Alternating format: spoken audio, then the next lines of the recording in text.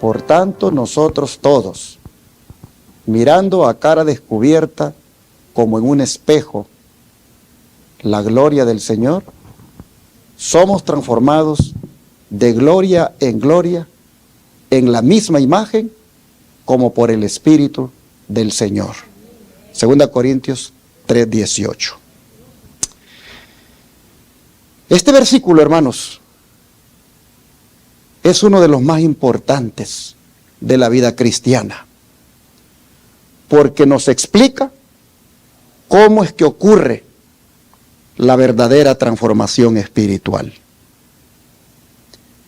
A veces llevamos años dentro de la iglesia y sin embargo seguimos luchando con los mismos defectos de carácter.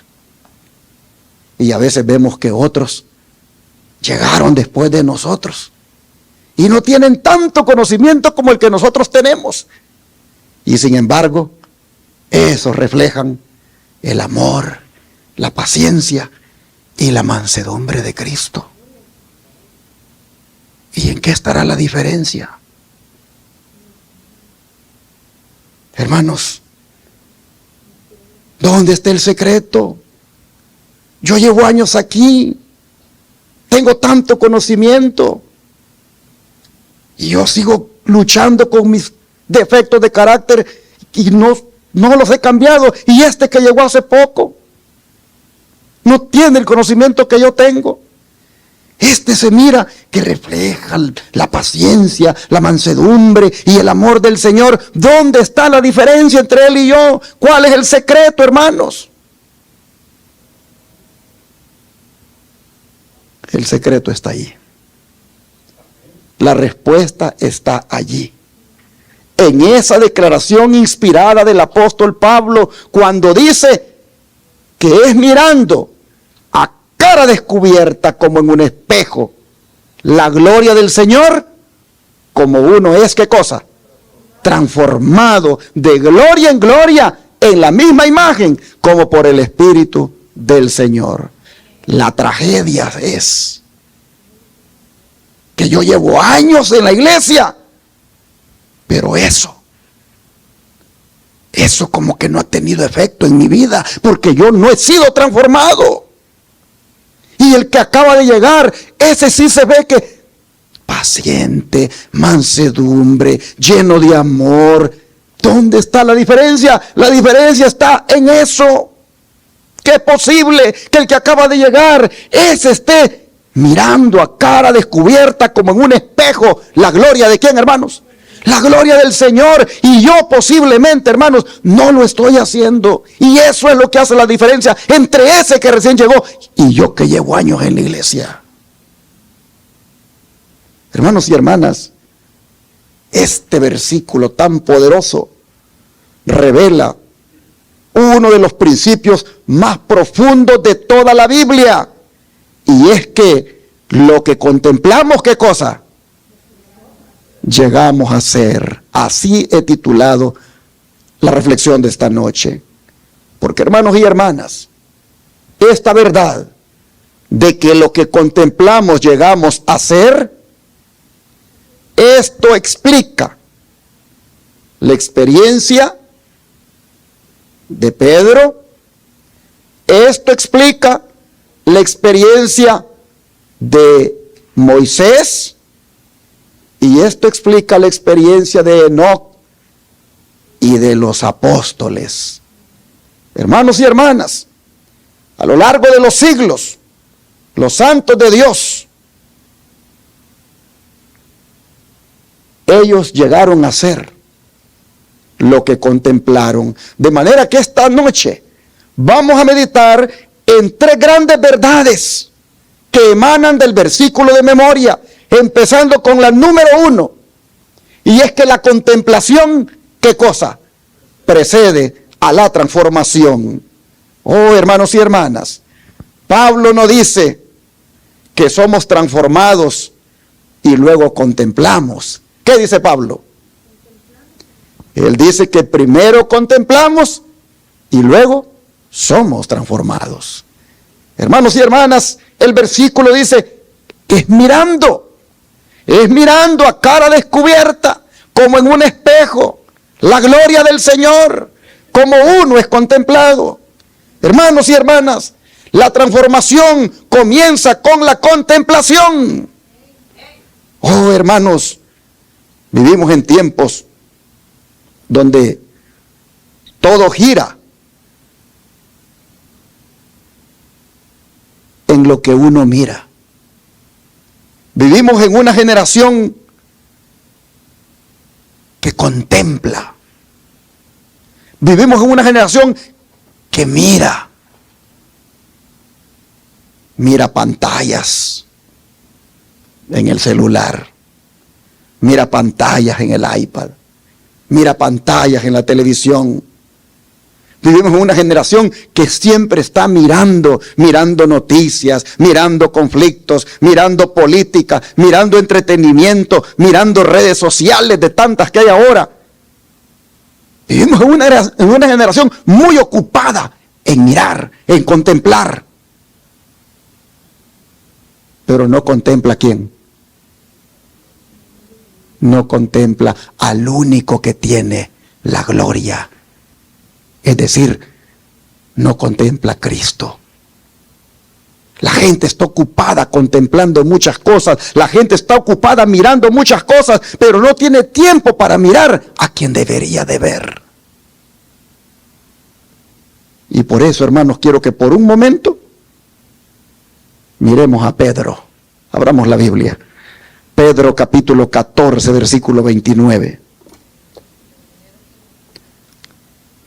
Mateo 14, 29.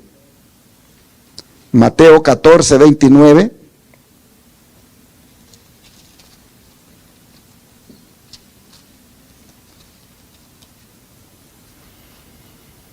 Y miremos aquí a este apóstol.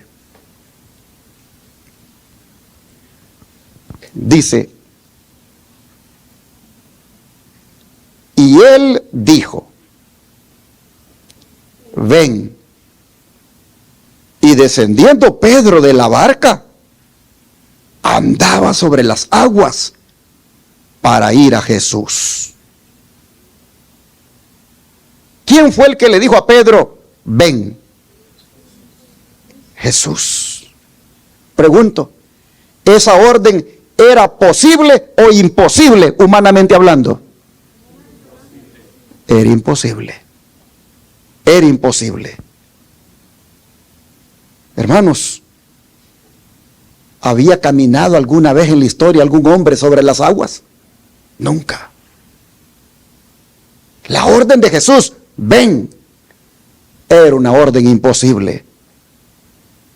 Pero mientras Pedro permaneció fijando sus ojos en Jesús, hizo lo que nadie había hecho antes en la historia: caminar sobre las aguas. Pedro no caminó sobre las aguas porque era fuerte.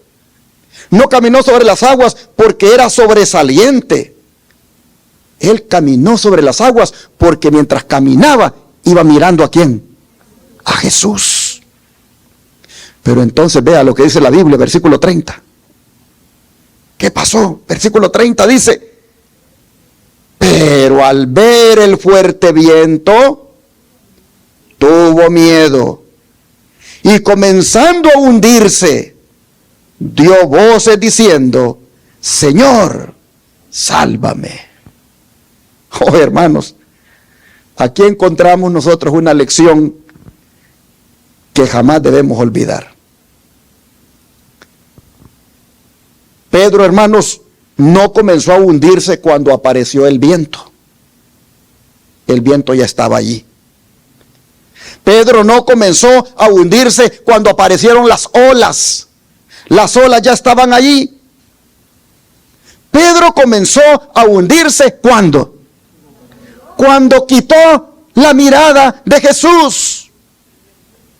Y entonces miró el viento. Y en ese momento, hermanos, él comenzó a hundirse. Mire cómo Elena White lo describe. Mirando a Jesús, dice, Pedro andaba ¿cómo? Con seguridad. pero cuando con satisfacción propia miró hacia atrás, hacia sus compañeros que estaban en el barco, sus ojos se apartaron del Salvador. El viento era borrascoso. Las olas se elevaban a gran altura, directamente entre él y el maestro. Y Pedro, ¿qué cosa, hermanos? Sintió miedo. Durante un instante, Cristo quedó oculto de su vista y su fe le abandonó y empezó ¿a qué cosa? A hundirse. Qué declaración, hermanos, más impresionante esta. Mientras Pedro miraba a Jesús, caminaba sobre aquello que debía hundirlo. Mientras Pedro miraba a Jesús, la tormenta no podía dominarlo. Mientras Pedro miraba a Jesús, las olas no podían vencerlo. Pero en el momento, dice la mensajera del Señor, que desvió la mirada del Salvador, perdió pie. Oh, hermanos, observen ustedes el detalle que la hermana White nos ha dicho aquí y que muchas veces pasamos desapercibidos. Y es que dice que Pedro miró primero con cierta satisfacción hacia los demás discípulos, acabamos de leer. Por un instante, dice, dejó de contemplar a Cristo para contemplarse a sí mismo. Y fue allí, hermanos, donde comenzó el problema. ¿Por qué? Porque el yo siempre se convierte en un obstáculo cuando ocupa el lugar que pertenece a Jesús. La autosuficiencia, hermanos, debilita la fe. El orgullo de Pedro, miren muchachos, caminando yo sobre las aguas y ustedes temblando de miedo ahí. Oh, hermanos, el orgullo nubló la visión espiritual. Cristo dejó de ser el centro de la mirada de Pedro. Ahora el centro de la mirada, dice Elena White, ¿fueron quiénes? Los compañeros, los discípulos. Pero la Biblia dice, luego inmediatamente vio el viento y tuvo miedo. Hermanos, cuando Cristo dejó de ser el centro de su mirada, el hundimiento, hermanos, tomó lugar. Y no es cierto que a veces eso mismo nos pasa a nosotros. Hermanos, cuando nosotros comenzamos nuestra experiencia cristiana, comenzó mirando a Cristo, ¿sí o no? Cuando nosotros nos bautizamos, cuando nos hicimos cristianos, ese comenzar de nuestra vida espiritual comenzó, hermanos, mirando a Cristo. Pero fue cuestión de quizás un mes o 2 meses y empezamos a ver otras cosas. Al año andábamos mirando de más. A los 2 años éramos maleados igual que los otros que nos malearon con las cosas que nos dijeron y empezamos a ver solo lo negativo. Hermanos, ¿cuántos de nosotros lamentablemente quitamos la mirada de Jesús y la empezamos a poner en el pastor? Le empezamos a poner en el anciano. La comenzamos a poner en el diácono, en el director de tal o cual ministerio. ¿Y qué sucede, hermanos, cuando ponemos la mirada en ellos? La quitamos de quien no deberíamos quitarla, es decir, de Jesús. Hermanos y hermanas, muchos de nosotros, lamentablemente, quitamos la mirada de Jesús incluso cuando tenemos pruebas. A veces miramos las pruebas, miramos los problemas, miramos las dificultades económicas, miramos las injusticias, miramos los errores de otros. Y así, hermanos, esas cosas comienzan a ocupar el lugar que antes ocupaba Jesús. Por eso, hermano Kevin, usted que está recién bautizado, no quite la mirada de Jesús. No la quite. No la quite, hermano, porque si la quita, le va a ir mal. Y nosotros, hermanos, que estamos esta noche oyendo esto, Si la hemos quitado, volvamos a ponerla sobre Él, porque solo Él tiene el poder para sanarnos, solo Él tiene el poder para liberarnos, solo Él tiene el poder para ayudarnos, solo Él tiene el poder para darnos la victoria.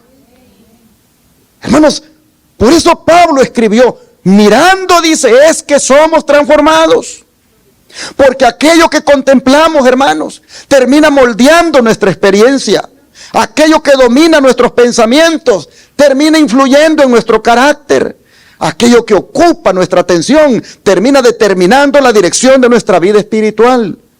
De manera que la historia de Pedro, hermanos, se convierte en una ilustración de la primera verdad que dije,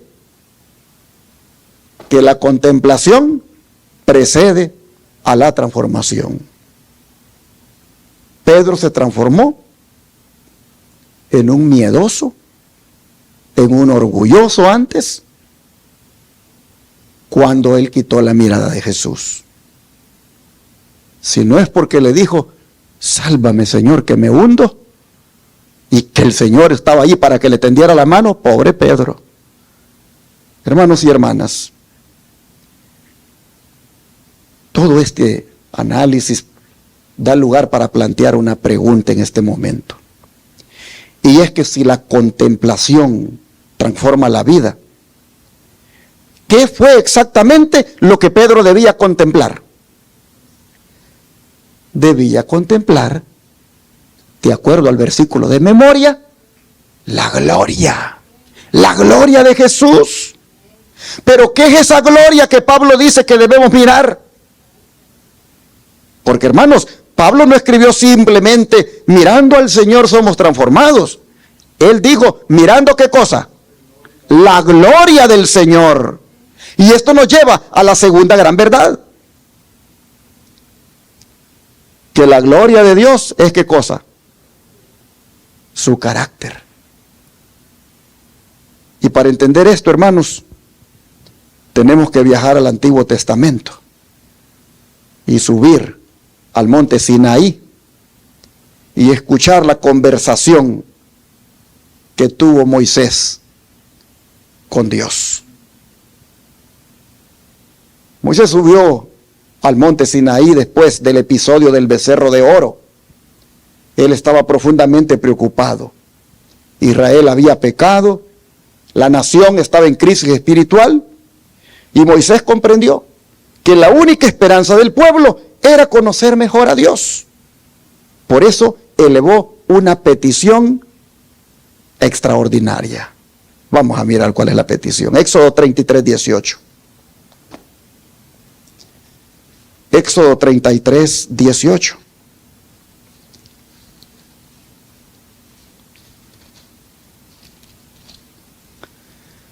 Dice así. Él entonces dijo, te ruego, ¿qué cosa? Que me muestres tu gloria. Hermanos, miren qué petición más maravillosa la que está haciendo Moisés. Te ruego que me muestres tu gloria. Moisés no le pidió riquezas a Dios. Moisés no le pidió poder. Ni siquiera le pidió larga vida. No le pidió victorias militares. Solo le pidió ¿qué cosa? Que le mostrara su gloria. Y la respuesta de Dios, hermanos, es una de las revelaciones más importantes de toda la Biblia, porque Dios pudo haberle respondido mostrándole rayos. Dios pudo haberle respondido mostrándole fuego. Dios pudo haberle respondido mostrándole poder. Dios pudo haberle respondido mostrándole millones de ángeles. Pero miren cómo le respondió el Señor. Éxodo 33, 19. Éxodo 33, 19. Y respondió, yo haré pasar todo mi bien delante de tu rostro, y proclamaré el nombre de Jehová delante de ti, y tendré misericordia del que tendré misericordia, y seré clemente para con el que seré clemente. Miren cómo le responde.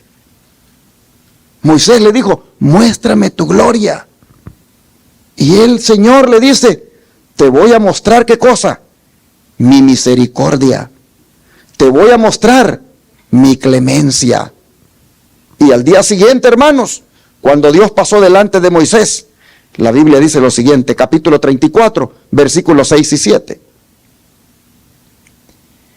Y pasando Jehová por delante de él, proclamó, Jehová, Jehová, fuerte, misericordioso y piadoso, tardo para la ira y grande en misericordia y verdad, que guarda misericordia a millares, que perdona la iniquidad, la rebelión y el pecado, y que de ningún modo tendrá por inocente al malvado, que visita la iniquidad de los padres sobre los hijos y sobre los hijos de los hijos, hasta la tercera y cuarta generación. ¿Qué les parece? Moisés pidió ver la gloria, y Dios, ¿qué le está revelando? Su carácter. La gloria de Dios es ¿qué cosa, hermanos? Su carácter. La gloria de Dios es su amor. La gloria de Dios es su misericordia. La gloria de Dios es su paciencia. La gloria de Dios es su justicia. La gloria de Dios es su verdad. La gloria de Dios es la belleza moral de quien Él es. Por eso Pablo dice que somos transformados cuando contemplamos ¿qué cosa? Su gloria. Porque al contemplar su carácter, entonces comenzamos a amar como Él ama. Hermanos, necesitamos contemplar el carácter de Cristo para amar como Cristo ama. Oh, mis hermanos, cuando nosotros contemplamos el carácter de Cristo, comenzamos a rechazar lo que Cristo rechaza. Cuando nosotros contemplamos el carácter de Cristo, comenzamos a pensar como Él piensa.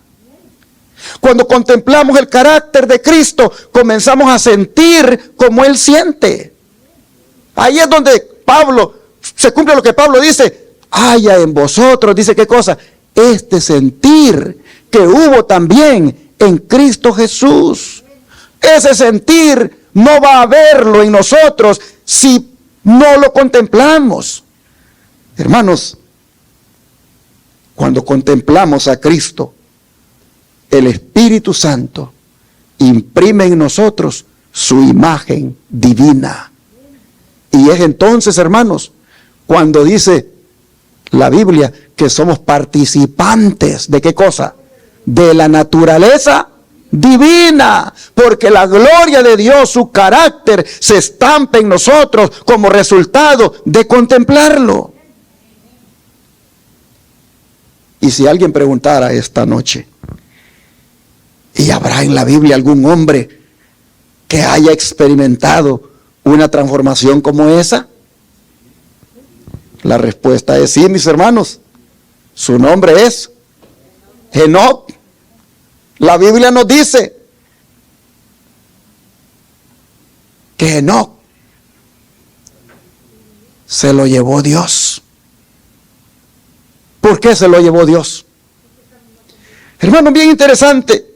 La Biblia no nos dice que Enoc hizo grandes milagros. La Biblia no nos dice que Enoc dirigió ejércitos.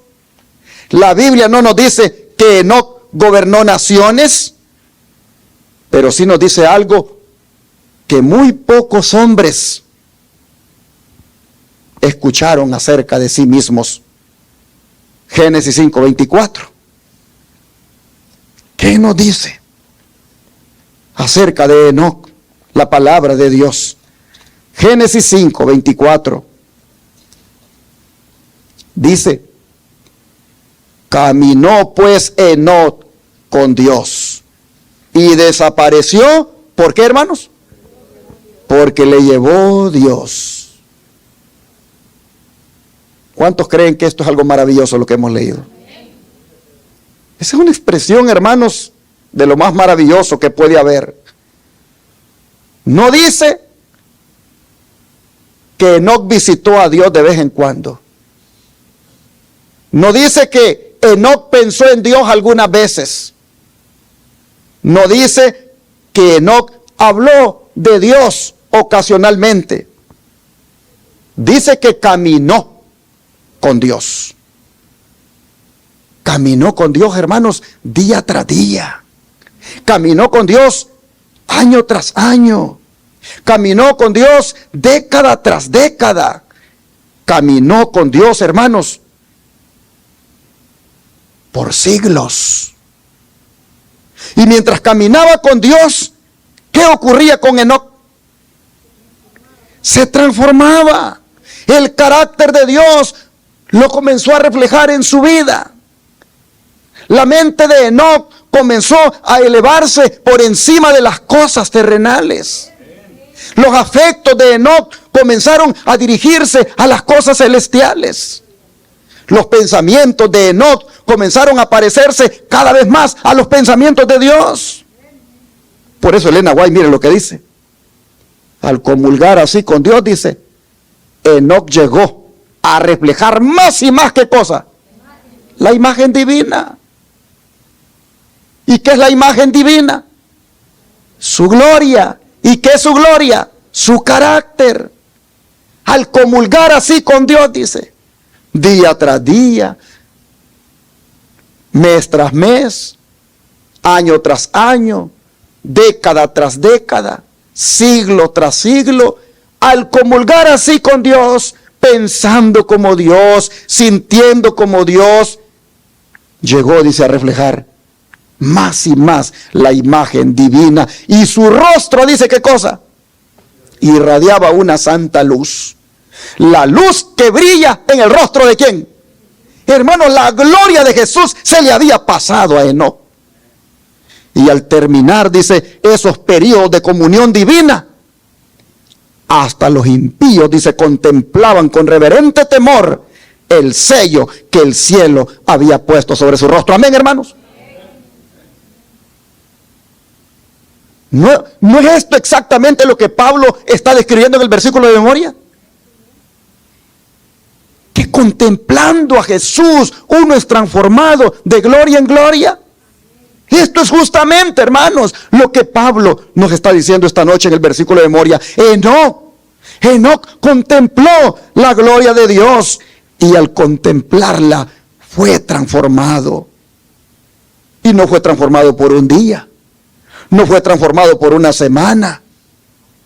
Fue transformado, hermanos, durante siglos de comunión continua con su Hacedor. Y llegó el momento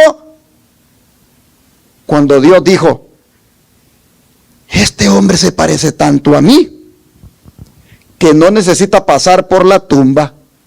Y dijo, me lo llevo mejor ya porque este refleja bien mi carácter. Hermanos y hermanas, la contemplación de Enoc cada día había producido una transformación en él. Y la transformación había producido una semejanza al carácter de Dios. Y eso, hermanos, es lo que el Espíritu Santo desea realizar con nosotros a partir de hoy. Eso es lo que el Espíritu Santo desea realizar con usted que me está mirando ahí en su casa. Usted que está viendo la televisión, usted que está viendo por el internet, en el YouTube, eso que pasó con Enoc, Dios quiere hacerlo con usted. Solamente usted tiene que querer caminar con Dios cada día, contemplarlo cada día y verá cómo la transformación de su carácter será semejante al del Señor. Hermanos y hermanas, y aquí surge otra pregunta. Si contemplar a Dios produce transformación, si Enoc fue transformado por contemplar a Dios, si Moisés fue transformado por contemplar a Dios, entonces, ¿quién realiza esa transformación? ¿Es el esfuerzo humano? ¿Es la disciplina personal? es la fuerza de voluntad que decía el versículo de memoria. Como por el Espíritu. Y esto nos lleva a la tercera gran verdad, que la transformación es la obra del Espíritu Santo. Hermanos, Pablo ha dicho claramente, somos transformados, dice, en la misma imagen, como por ¿quién? Por el Espíritu del Señor. No eres transformado por tus propias fuerzas, no eres transformado por tus promesas que no cumples. No, hermanos. Dice que somos transformados por el Espíritu del Señor. Y esta es una de las noticias más hermosas del Evangelio, porque la transformación cristiana es una obra divina. Porque si dependiera de nosotros, hermanos, mire cuántos años llevamos ya y seguimos siendo los mismos enojones. Ay, que no nos digan algo porque respondemos con dos. Que no nos digan algo que no nos gusta porque nos vamos de la iglesia. Que no nos digan algo porque no le hablamos al hermano. Y andamos todos ahí con la cara que parece más de sandía que de melón. Y andamos de sandía no porque sea rojita, sino porque está larga. Bueno, que hay sandías redondas también. Pero hermanos, hay veces que pasamos tiempos enojados. ¿Saben que hay hermanos que ni siquiera la cena del Señor quieren recibir porque andan bravos con otro? Y prefieren quedarse con el chamuco allí metido y no reciben la cena del Señor. Y llevan años en la iglesia. No han entendido que a la iglesia se viene para ser transformado por el poder de Dios. Y que en la iglesia se está para ser transformado por el Espíritu Santo. Y no hay transformación porque no hay contemplación, solo hay Facebook, solo hay TikTok, solo hay redes. No hay tiempo para pasar aquí contemplando a Jesús, porque es en su palabra que Jesús lo podemos contemplar, hermanos. Oh, mis hermanos, gracias a Dios que la transformación es obra divina y que esa puede darse si le permitimos al Espíritu Santo. ¿Cuántas veces yo he prometido ser paciente, hermanos? ¿Cuántas veces he prometido ser paciente y no lo he logrado? ¿Cuántas veces he prometido ser paciente con mi esposa, con mis hijos, con mis hermanos y no lo he logrado? ¿Cuántas veces he prometido vencer determinado pecado que tal vez lo tengo acariciado y no lo he logrado? Y digo, no, ya no lo quiero cometer, ya no lo quiero hacer y no lo he logrado. ¿Cuántas veces he prometido eso? ¿Cuántas veces he prometido ser un mejor cristiano? Y descubro cada vez que no puedo. ¿Sabe que Pablo también la pasó bien difícil tratando de ser cristiano? Mire lo que él dice, vamos al libro de Romanos 7:19. Romanos 7:19.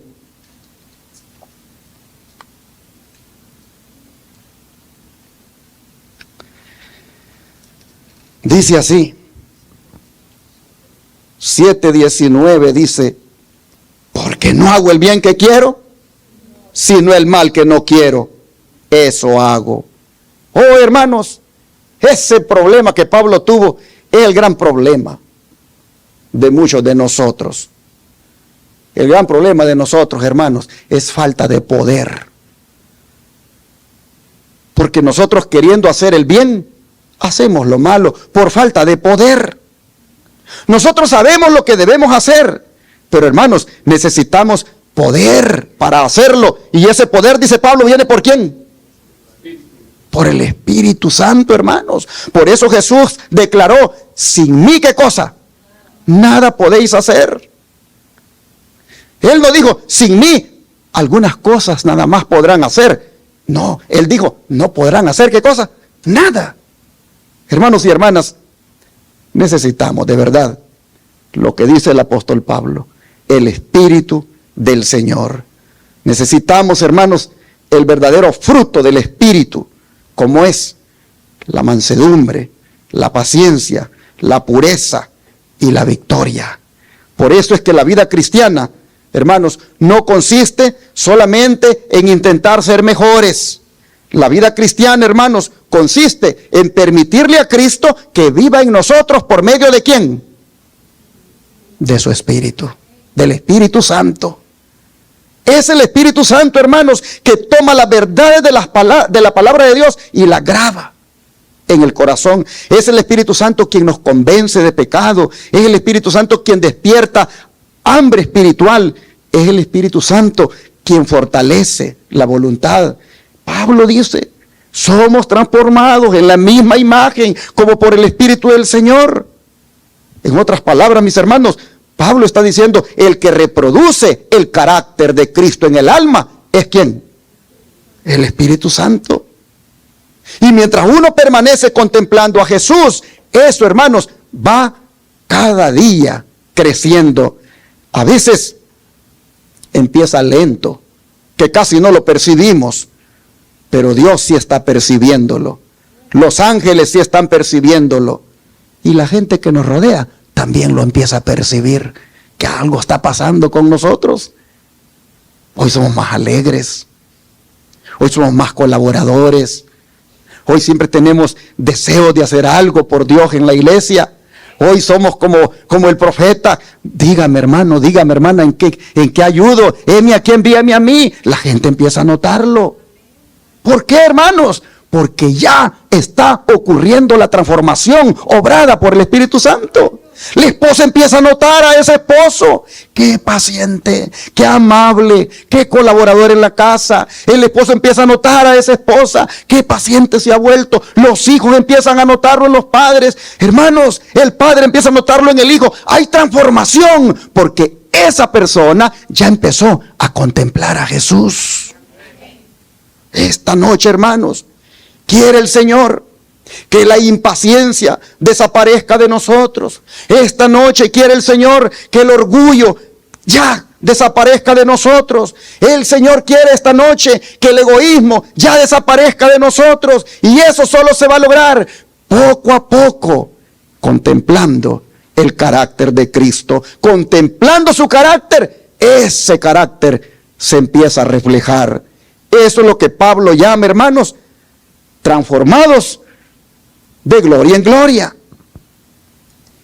¿Qué quiso decir Pablo cuando dijo transformados de gloria en gloria?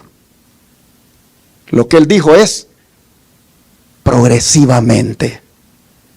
Una transformación progresiva, una transformación constante, una transformación sobrenatural, una transformación realizada por el Espíritu Santo hoy.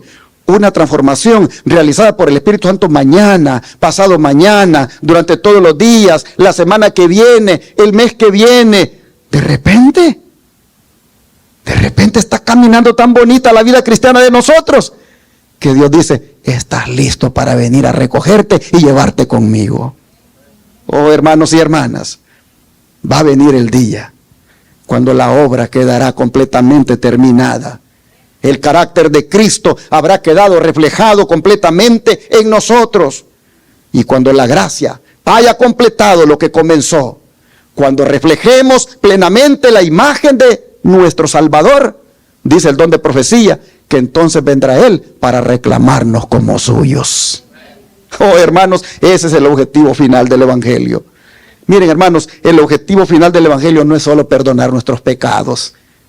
El objetivo final del Evangelio no es solo imputarnos su justicia, hermanos.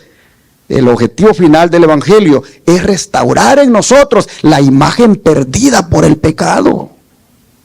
Y cuando eso suceda, oh hermanos, estaremos listos para ir al cielo. Y dice Pablo, eso se hace de gloria en gloria, eso se hace de carácter en carácter, eso se hace progresivamente. Hermanos, el Evangelio no solo cambia nuestro destino, el Evangelio tiene poder para cambiar nuestra vida. Al llegar al final entonces de este estudio, quiero decirles que las tres grandes verdades que hemos estudiado deberían quedar grabadas en nuestra mente. La primera, como dije, que la contemplación precede a la transformación. Y eso nos enseña que nos convertimos en aquello que contemplamos. La segunda verdad, como dije, que la gloria de Dios es su carácter. Y eso es lo que nos dice que la mayor revelación de Dios no es su poder, sino que su amor, su misericordia, es su carácter revelado en Cristo. Pero la tercera verdad, que la transformación es obra del Espíritu Santo. No ocurre por fuerza humana, ocurre por el poder divino. Yo lo único que tengo que hacer es contemplarlo aquí, en la Biblia, todos los días al Señor. Así que esta noche les hago una pregunta. ¿En qué han estado ocupados ustedes mirando todo este tiempo? ¿En qué hemos estado ocupados mirando todo este tiempo? Porque aquello que ocupe nuestra mente, hermanos, es lo que está moldeando nuestro carácter. Aquello que estamos contemplando es lo que está definiendo qué vamos a llegar a ser. Así que, si tú has estado más mirando los problemas, si tú has estado mirando más los defectos de los hermanos, si tú has estado más mirando las cosas que no marchan bien y estás muy concentrado en eso, hermano, el mensaje de Dios esta noche es: contempla a Cristo, contempla a Cristo, contempla más a Cristo que los defectos de tu hermano. Contempla más a Cristo que las tormentas que están cayendo en tu derredor. Contempla más a Cristo que las pruebas que estás experimentando. Hermanos y hermanas, quiero cerrar volviendo por un momento a Pedro para leer esa cita del hermano Guay que dice que cuando la dificultad nos sobreviene, con cuánta frecuencia somos como Pedro. Miramos las olas en vez de mantener nuestros ojos fijos en el Salvador. ¿No es verdad esa cita? Es verdad, hermanos. ¿Cuántas veces miramos las olas? ¿Cuántas veces miramos los problemas? ¿Cuántas veces miramos los diagnósticos? ¿Cuántas veces miramos las crisis? ¿Cuántas veces miramos los errores de los demás? Sin darnos cuenta que al hacer eso estamos dejando de mirar a Jesús. Por eso esta noche el Señor nos está llamando a que levantemos la vista y contemplemos otra vez su gloria. Esta noche el Señor nos está diciendo: vuelve a contemplar mi carácter, así como te paras en el espejo. Vuélvete a parar frente a mí y mírame cómo soy de paciente, cómo tengo amor. Mírame cuánto poder tengo, mírame cuánto te amo, mírame cuánto puedo hacer por ti. Hermanos, esta noche el Señor nos está llamando a que volvamos a contemplar su amor. Y yo te digo, la misma mano que sostuvo a Pedro sigue extendida para ayudarte a ti también. La misma mano que extendió Jesús para Pedro, hermanos, la extiende para ti ahora, para decirte: yo estoy contigo, para que cada día hagas realidad la transformación de mi carácter. Hermanos y hermanas, la misma gracia que transformó a Enoc, ¿cuántos creen que nos puede transformar a nosotros también? Y el mismo Espíritu Santo que transformó a los discípulos sigue obrando esta noche, sigue obrando en este tiempo. Así que, hermanos, la clave está en mirar diariamente a Cristo y mirarlo siempre al punto que lleguemos a reflejar su imagen. Y cuando lleguemos a ese punto de reflejar su imagen, ya no vamos a ver a Jesús por la fe. Lo vamos a ver finalmente como cara a cara. Y dice el apóstol Juan: y seremos, ¿qué cosa? Tal como Él es. Seremos tal como Él es. Hoy somos hijos de Dios, dice, pero aún no se ha manifestado lo que hemos de ser. Pero sabemos, dice, que cuando Él se manifieste, seremos, ¿qué cosa? Semejantes a Él, porque le veremos tal como Él es. ¿Por qué dice eso Juan? Porque habremos, hermanos, tenido una íntima comunión con el Señor, lo habremos contemplado cada día, que nos llegaremos a parecer a Él. Entonces, hermanos, la obra que el Señor comenzó, va a ser completada para siempre. De manera que yo quiero preguntar esta noche, ¿quién quiere decirle a Jesús, ayúdame a que de ahora en adelante mis ojos no se aparten de ti? ¿Quién quiere esta noche decirle al Señor, transfórmame de gloria en gloria al punto que me llegue a parecer a ti? ¿Quién le quiere decir eso al Señor? Vamos a arrodillarnos entonces y entregarle nuestro corazón a Jesús y decirle eso para que ocurra, hermanos. Padre Celestial, qué poderoso versículo el que nos diste este día. Cuánto encierra, Señor, el secreto de la transformación. Cuánto encierra la clave de cómo uno verdaderamente puede cambiar. Oh Señor, es tan sencillo. Pero tú sabes, no lo hemos hecho. Y por eso tantos años llevamos ya y hemos sido lo mismo y a veces hasta peor, Señor.